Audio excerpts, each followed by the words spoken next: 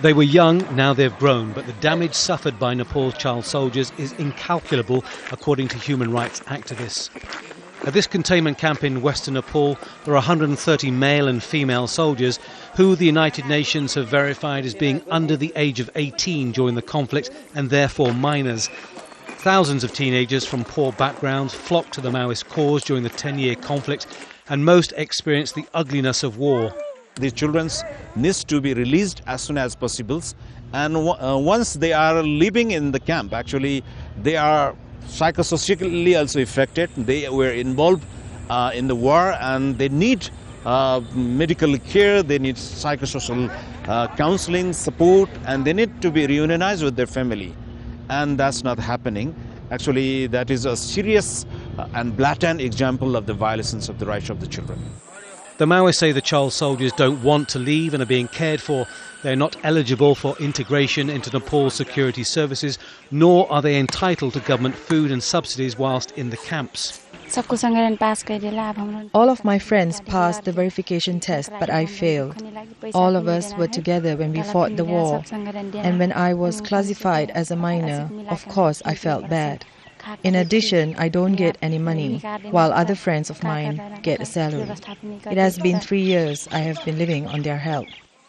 Sapana says she's 22, though she has no birth certificate, and she joined the Maoists when she was 17. She, like many others, doesn't talk of details of what they encountered during the war. She said simply she saw all there is to see. There are no psychoanalysts to help her. Physical scars heal. It takes a lot longer for the mental scars, though. There are said to be about 4,000 Maoist child soldiers in containment camps like this throughout Nepal. Most of them are now adults, but their future is the subject of complicated political wrangling, and they're languishing in places like this while their youth ebbs away.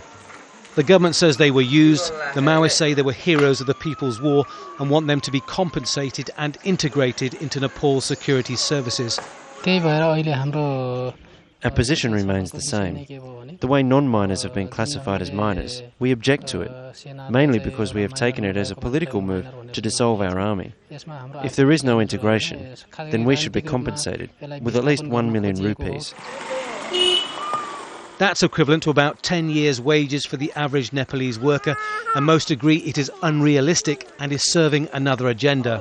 It is agreed that no political parties or no armed groups could use the children for the purpose of the politics. But unfortunately, it's happening. And besides Maoist also, many armed groups have been formed in this country. Even after the revolution, there are nearly about 109 small or big armed groups working in this country.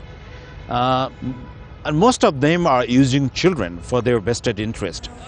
It's not clear how long those vested interests will prevent a solution to the plight of Nepal's child soldiers. But if the first casualty of war is the truth, then maybe the second is the loss of one's youth. And it's hard to see how any amount of money can replace that.